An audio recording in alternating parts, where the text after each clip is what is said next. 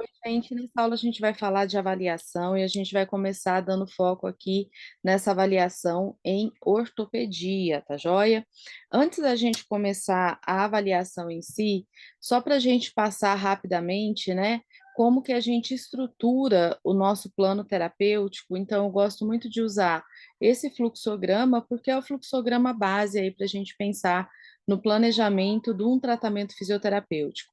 A gente parte, né, das informações que a gente tira, né, que a gente recolhe, vamos falar assim, e analisa do paciente com a avaliação, né, que é esse ponto. A partir da avaliação, o fisioterapeuta, ele determina o que a gente conhece como diagnóstico fisioterapêutico ou diagnóstico cinético funcional, e aí o diagnóstico cinético funcional vai ser o quê? Vai ser aquelas alterações, né, vão ser aquelas alterações que foram identificadas na avaliação. A partir do momento que a gente tem o diagnóstico cinético funcional, a gente vai traçar os nossos objetivos e, alinhado com os nossos objetivos, as nossas condutas, tá? Sempre que uma prova tiver questão dissertativa, fiquem bem atentos nessa linha de raciocínio, tá, gente? Algumas vezes, em questões objetivas, a gente não precisa tomar tanto cuidado. Mas quando a prova tem questões dissertativas, ou até quando o concurso tem prova prática, né, como foi, por exemplo, o concurso do SARA, a gente tem que estar bem atento, por quê? Porque a banca, em geral, ela observa muito essa relação, tá? Por isso que a gente parte, né, da avaliação, a gente identifica as alterações, né, tanto do movimento quanto da função do paciente, e aí então a gente segue a partir, né, da avaliação, para o diagnóstico, para os objetivos e para as condutas. Também, como um momento inicial, toda avaliação fisioterapêutica, ela é dividida em algumas partes, né, que a gente deve identificar e que a gente está acostumado no nosso dia a dia, quem está atuando na clínica, né, clinicamente deve fazer, né, bastante aqui esse passo a passo, mas quem não estiver atuando, só para a gente relembrar, então, né?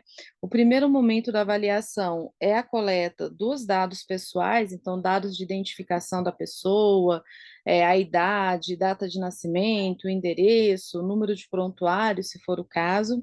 A segunda parte é a anamnese.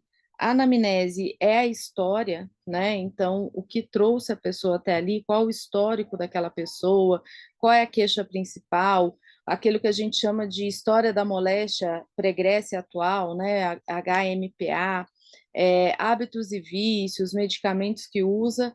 A anamnese é uma entrevista, né, a parte de conversa com o paciente. E depois a gente vai para o exame físico. O exame físico é onde realmente a gente vai pegar e vai entrar em contato, então, com as variáveis que a gente avalia. É, a gente pode dividir o exame físico em exame físico geral, então, que em qualquer avaliação fisioterapêutica a gente acaba fazendo, como, por exemplo, inspeção, palpação, né, a parte de observar, a parte de tocar o paciente para confirmar os itens que você observou. A coleta de sinais vitais, muitas vezes, já entra nessa parte aqui de exame físico geral.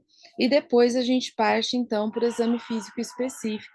No exame físico específico, cada área da fisioterapia vai ter aí, né, os seus pontos que são mais característicos de ser avaliado e vai ter os seus pontos também que vão ser mais característicos de serem cobrados em provas de concurso, tá?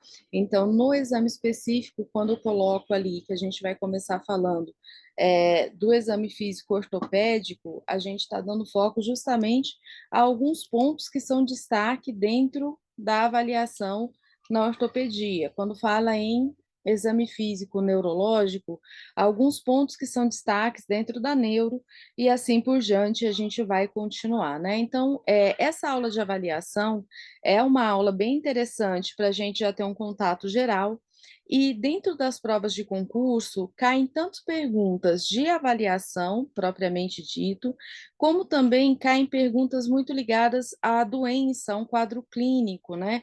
A uma situação clínica que às vezes a banca coloca lá no enunciado, e depois a banca então acaba perguntando itens dessa avaliação, tá? Bem, quando a gente fala na ortopedia, alguns pontos de destaque, tá? A gente pensando, como eu disse para vocês, em provas de concurso e também na avaliação geral. A gente tem a avaliação do edema, né? O edema é uma situação bem característica, muitas vezes, das lesões ortopédicas, especialmente das lesões agudas, né? Então, quando a gente tem uma lesão, uma determinada lesão, pode aparecer para a gente, né? O paciente pode se apresentar com um quadro de edema.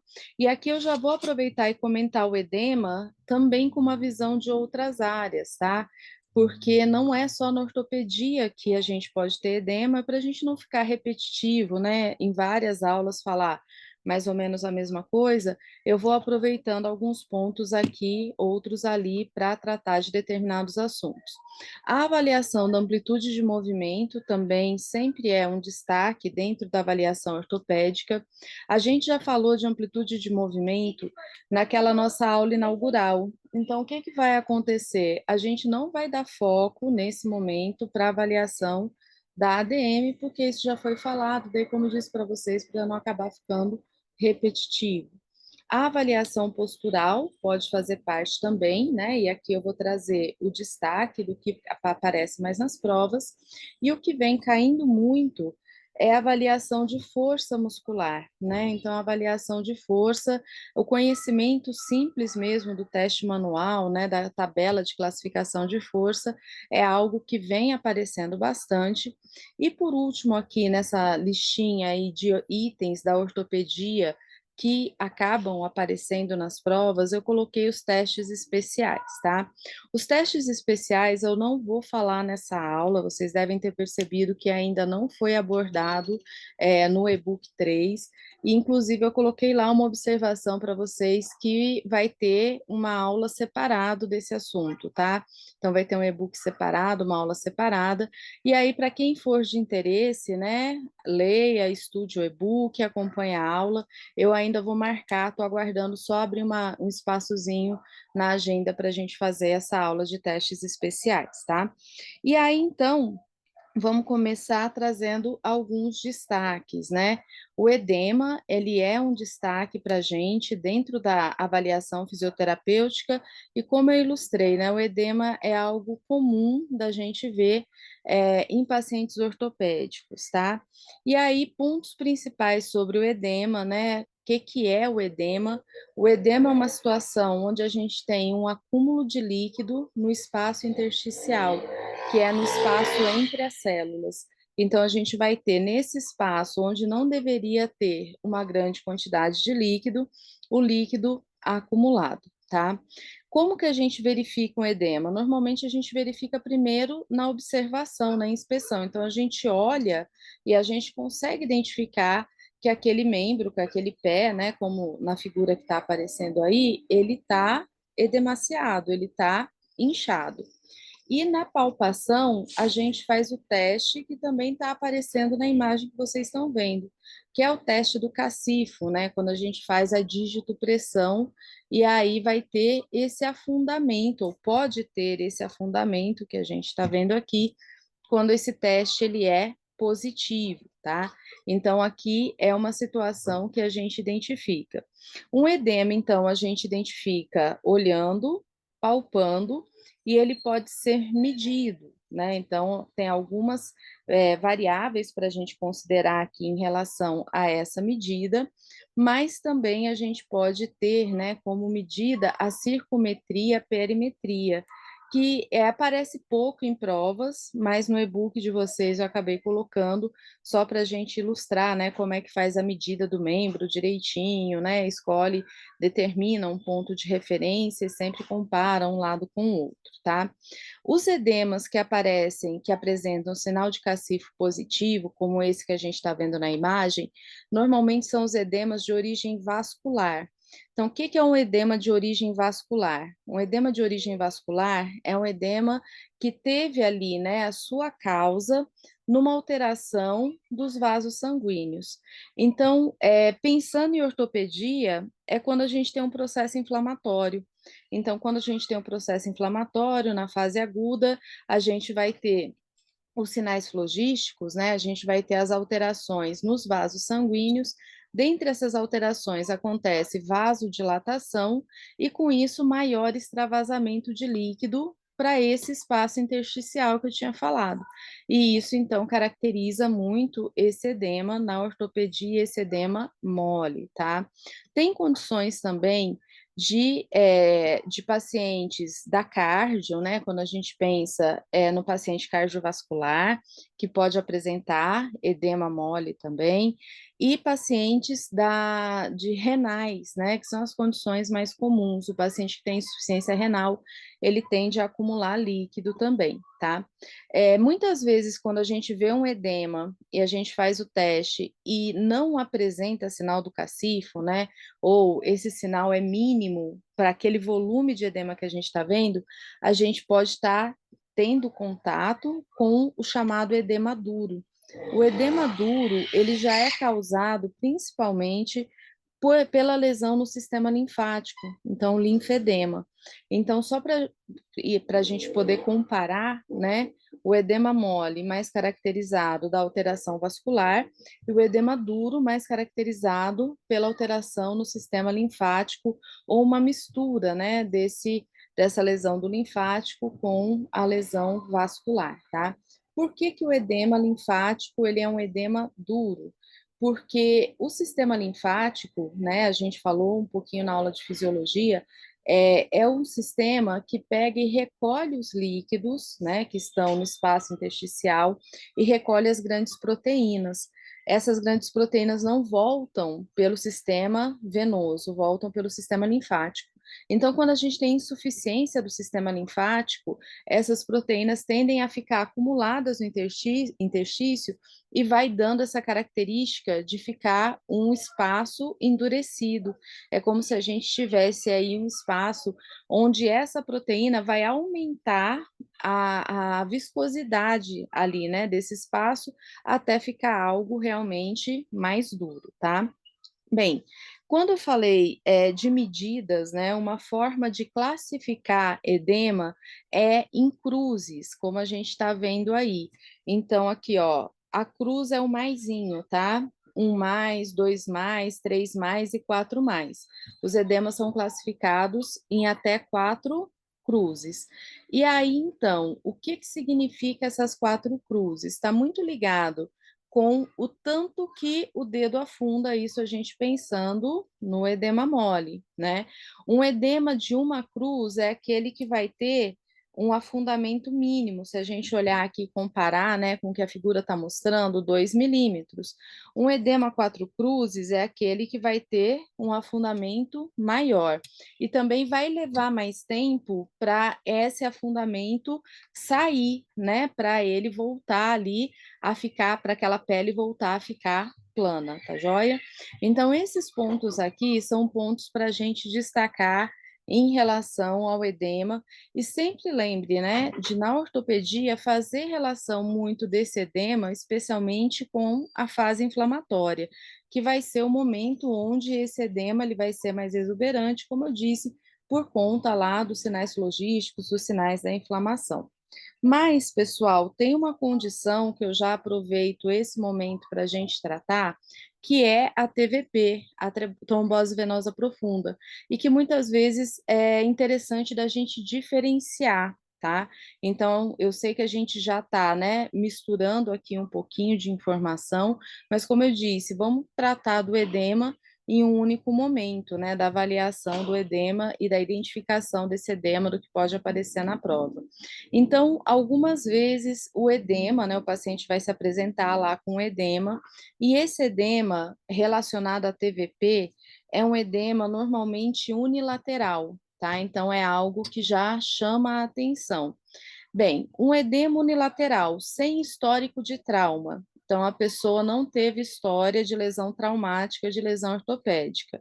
Isso chama a atenção da gente para a possibilidade da trombose. O que que é a trombose, né? Aqui no quadrinho 1 aparece um conceito que vai ser essa formação de um trombo dentro de uma veia profunda com obstrução parcial, né, e sendo mais comum nos membros inferiores, tá?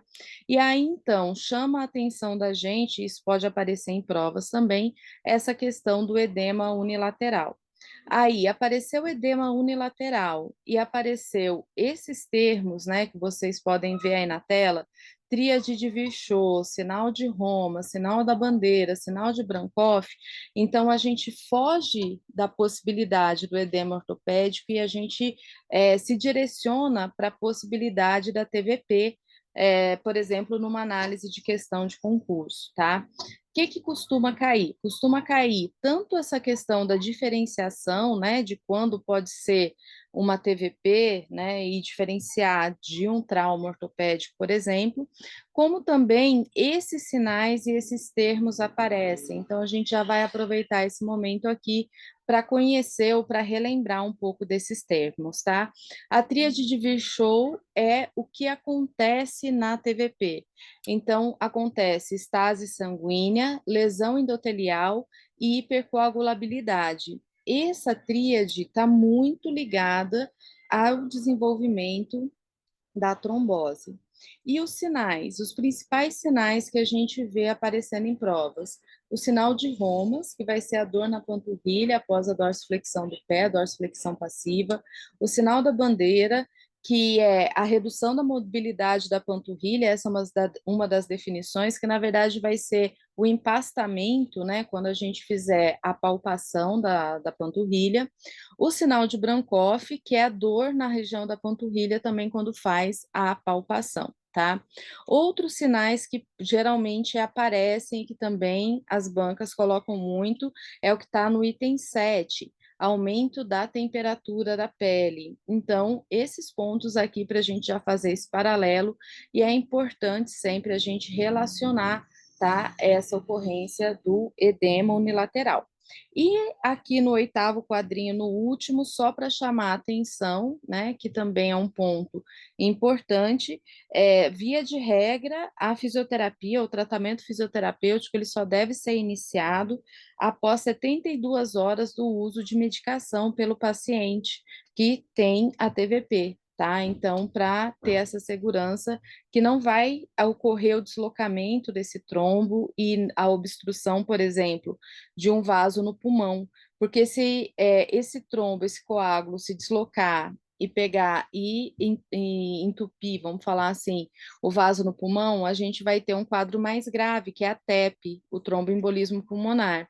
Se obstruir um vaso no cérebro, a gente pode ter um AVC, né, um AVE, que é acidente vascular encefálico. Então, essa é uma segurança que a gente tem e esses são itens importantes, tá? Então, aqui para a gente destacar os pontos que a gente deve dar atenção sempre que falar do edema. Só para complementar, pessoal, aqui, né? Só vou falar realmente quando a gente fala em tratamento de edema, então pense sempre, né, na fisiologia do sistema linfático, na fisiologia do retorno venoso. O que eu posso usar para tratar um edema? Eu posso usar uma pressão interna que comprime o vaso sanguíneo e ajuda o sangue a retornar, ou comprime o vaso linfático e ajuda o sangue, a linfa a retornar. Essa compressão interna é a contração muscular. Então, o que a gente faz para tratar edema, uma das coisas que a gente pode fazer, se não houver contraindicação, é cinesioterapia ativa, exercício ativo. Uma outra coisa que a gente faz para tratar edema é pressão externa. O objetivo é o mesmo, é causar uma compressão, né, no vaso venoso para ajudar o sangue a voltar, o retorno venoso, ou a compressão no vaso linfático, e a compressão. Pressão externa, o que a gente pode utilizar? A gente pode utilizar a drenagem linfática manual, que é a técnica, né, principal que tem. A gente pode usar O enfaixamento elástico, então fazer uso da faixa elástica, a gente pode usar meias e luvas de compressão, como as meias que são usadas no tratamento de TVP, né? Antigamente era a meia Kendall que a gente falava, que ajudava no tratamento do edema. Essas são formas de pressão externa, então, para ajudar nesse retorno, tá? Isso, de maneira geral, são as ferramentas que a gente usa para tratar edema. Então, ó, drenagem linfática manual, enfaixamento elástico, contenção elástica, que são as meias, e cinesioterapia ou linfocinesioterapia, que fala-se, né, para esse retorno, para ajudar no retorno. Também a gente pode pensar, no caso da ortopedia, que eu falei para vocês, né? Uma lesão aguda, aí tem sinal flogístico, o uso da crioterapia é muito bem-vindo também para ajudar no tratamento do edema, na verdade, prevenir que esse edema se torne maior. Mas aqui é só uma pincelada para a gente já fazer uma relação. Beleza, pessoal. Além do edema, para a gente tem destaque na avaliação, nas provas, a avaliação da amplitude de movimento. Aqui, como a gente já falou desse assunto também lá na primeira aula, a gente vai só passar, tá? A gente avalia a amplitude de movimento de forma ativa e de forma passiva. Na forma passiva da avaliação, é interessante que a gente identifique a sensação final do movimento. Então, para quem não lembra, as sensações finais, tem sensação final normal, né, de limite de ADM, e sensação final anormal.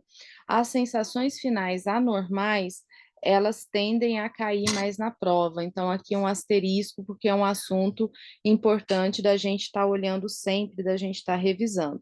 A gente faz, né, o teste da ADM dos movimentos osteocinemáticos, flexão, extensão, abdução, adução, rotação interna e a rotação externa, e também pode fazer os movimentos acessórios, que são aqueles movimentos intraarticulares, né? Mas aqui só uma pincelada.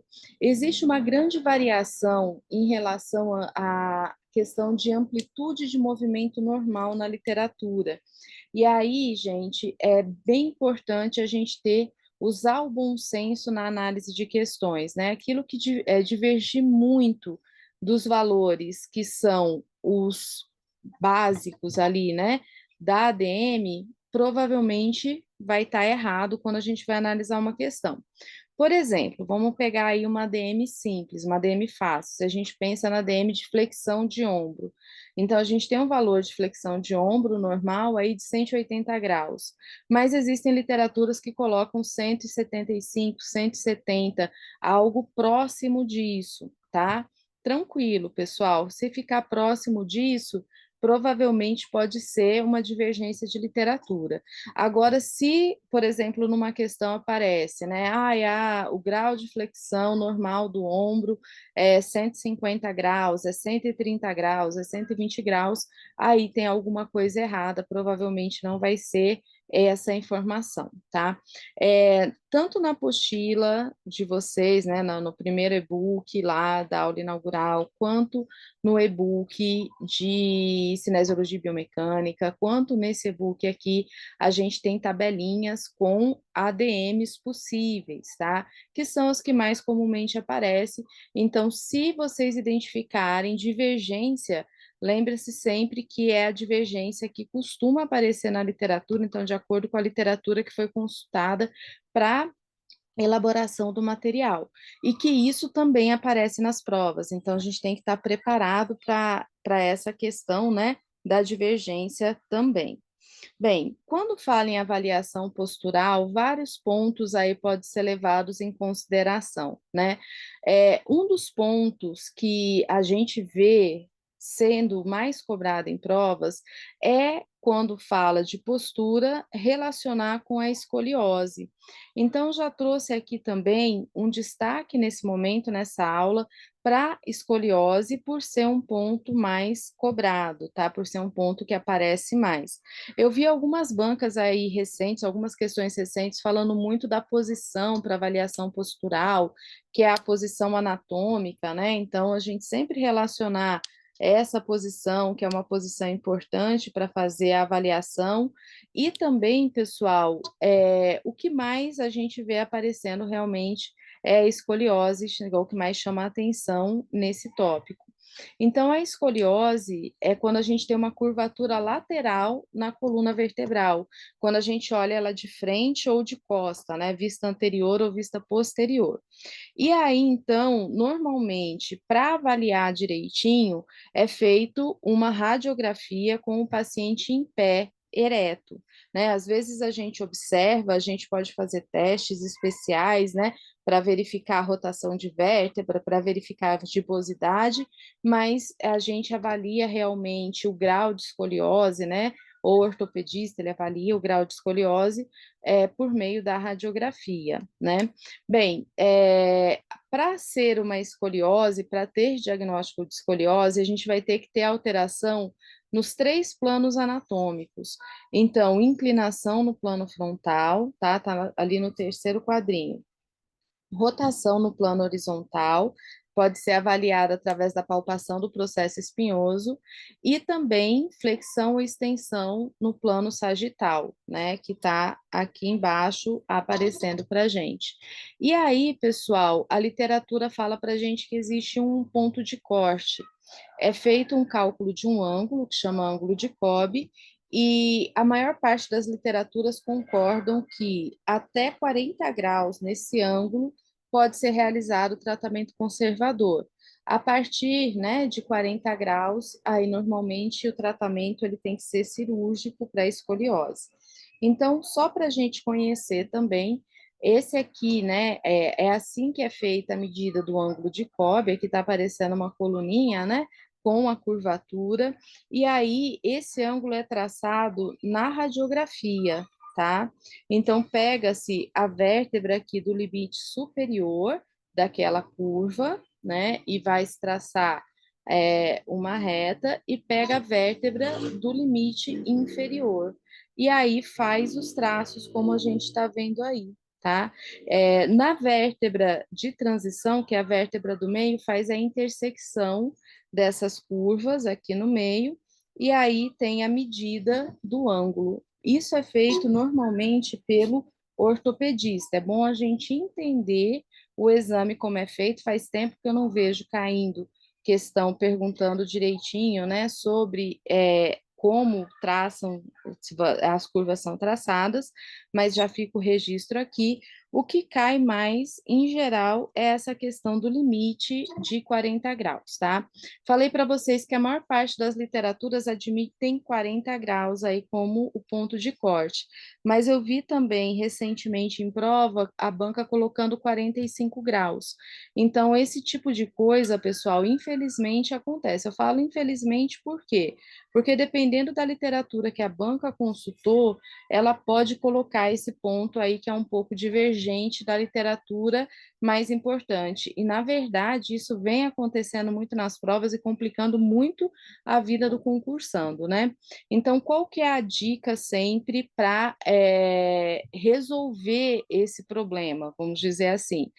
Quando você tiver a banca, quando você souber qual é a banca que está organizando a sua prova, o concurso que você vai prestar, procure questões anteriores para ver como que aquela banca se comporta, qual que é a tendência que aquela banca tem.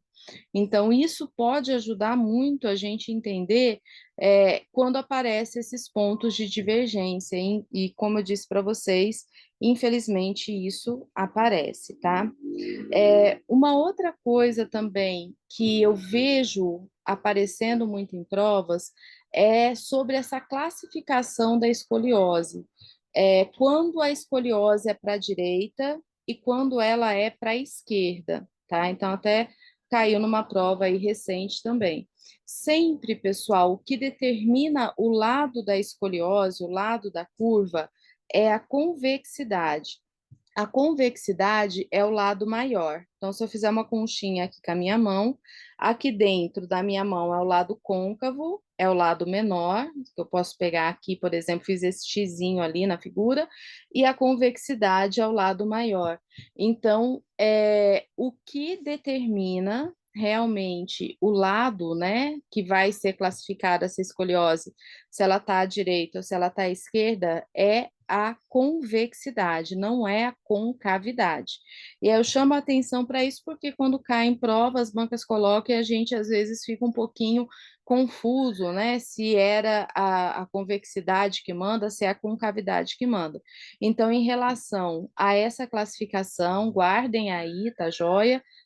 Lembrem-se sempre que o que vai mandar vai ser a convexidade, o lado que a convexidade vai aparecer. E aí, no caso, aqui nessa imagem, a gente está vendo, né, diferentes tipos de curva, curvas em C, na lombar, na torácica, e curvas em S, que é quando a gente tem as duas curvas, né, com convexidade, tanto para a direita quanto para a esquerda. Aí isso também pode acontecer, pode aparecer em provas.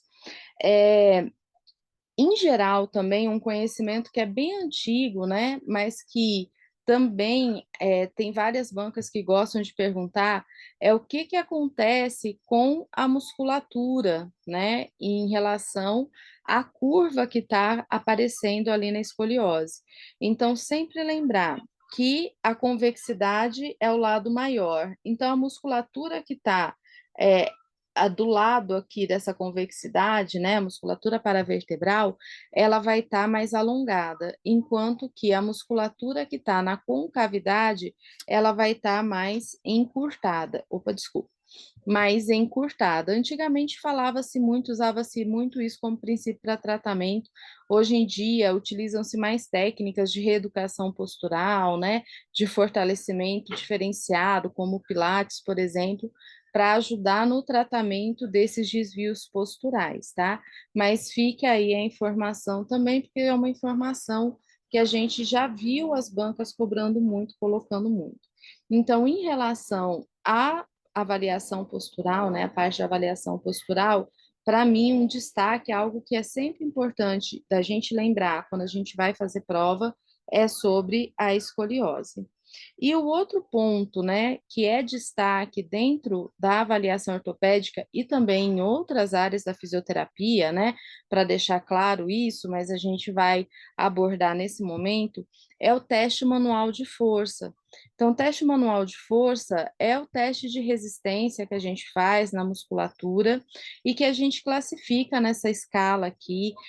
Às vezes aparece nas provas, né, a escala de Oxford, que é o nome dela tradicional, e que vai graduar a força de 0 até 5, tá? O que que é importante lembrar aqui? Então, as bancas têm colocado muito questões mais ou menos assim. No enunciado fala foi feita a avaliação do paciente, ele apresentava músculos com ADM total contra a gravidade, sem resistência manual. E daí pergunta para a gente qual é essa classificação, tá? No caso aqui, ó, eu li, né, o grau 3. E aí, então, você tem que ir lá nas alternativas, assinalar a alternativa, se é grau 1, grau 2, grau 3, grau 4, grau 5 e assim por diante. Então, é sempre interessante quando a gente lida com esse tipo de tabela, essa é uma delas, e tem outras até que a gente vai falar hoje, é sempre interessante conhecer a tabela toda, tá? Então, conhecer os graus, conhecer outras nomenclaturas que podem referir a esses graus, tá? Então, às vezes a banca coloca lá, paciente com grau de força normal. Se ela coloca normal, significa o quê? Grau de força 5, tá? Coloca lá, paciente com grau de força muito fraco. Então, quando falar muito fraco, eu vou relacionar com grau 1. Esses termos são importantes da gente conhecer, porque as bancas têm colocado. Assim como também vai ser importante conhecer justamente o que, que significa cada um dos graus, né? Eu sempre destaco, gente, o grau 0, que é quando não tem contração muscular nenhuma, né? Ausência aí de contração. O grau 3, que é quando vence a gravidade, mas não vence resistência. O grau 3 é sempre um grau importante, porque muitas literaturas consideram um grau funcional de força, a pessoa vence determinada resistência, e o grau 5, que é o grau de força normal, tá? Então, esses 3 eu sempre destaco, para a gente estar sempre atento, mas assim, é importante conhecer a tabelinha como um todo. Como que eu estudo isso, né? Então, a minha dica para tabelas, gente, tabelas, testes, testes especiais, né? Sempre que a gente vê, é a gente pegar e imprimir a tabela, né? Então, a gente pode imprimir daqui, por exemplo, esse slide. Eu gosto de me organizar, então eu organizo isso numa pasta, num portfólio, isso é uma forma de estudar, tá? E eu pego essa minha pasta e vira e mexe, né? Eu não vou determinar um tempo aqui, mas de quando em quando a gente vai lá e lê toda a tabela. Todas as tabelas que você tiver impressa. A gente vai ver várias tabelas durante todo o curso. E é importante a gente é, estabelecer uma forma de estudo, porque senão a gente esquece. E aí chega na hora da prova e a gente às vezes erra a questão porque esqueceu determinado assunto, né? Você fala assim, nossa, esse assunto é fácil, eu já estudei isso, eu já vi várias vezes, mas chegou aqui na hora de responder a questão, eu não me lembro. Então, uma das formas da gente absorver realmente esse conteúdo é pegar e ler a tabela, estudar a tabela várias vezes. Aqui uma tabela simples, né, uma tabela que muitos usam aí no dia a dia, mas até em tabelas mais difíceis que a gente usa menos, essa é uma dica importante para você estudar. E lembra sempre que a gente aprende por repetição, tá? Então, a melhor forma que a gente tem para aprender um conteúdo é repetir o conteúdo. E sempre que a gente repete, a gente acaba absorvendo mais o conhecimento. Por isso que eu acho importante. Aqui eu trouxe essa outra tabela só para vocês verem também que vai existir tabelas diferentes na literatura e as bancas podem colocar, né, a descrição diferente. Então, aqui tem outra, né, que fala, por exemplo, nessa nomenclatura que significa as forças, 0 ausente, 1 mínima, 2 fraca, 3 regular, 4 boa, 5 normal. Se a gente olha na de cá, 0 ausente, 1 muito fraco ou traço, 2 fraco ou ruim, 3 razoável, regular, 4 bom, 5 normal. Então vejam que alguns termos coincidem aí bastante, outros não. E isso pode aparecer nas provas também. Então procura sempre ter essa maleabilidade também quando vocês forem estudar, porque, gente, é a realidade do mundo do concurso. Seria muito mais fácil passar para vocês só uma forma, né? E beleza, passei o conteúdo, tá ok. Mas não, tem que mostrar para vocês que pode ser cobrado de formas diferentes.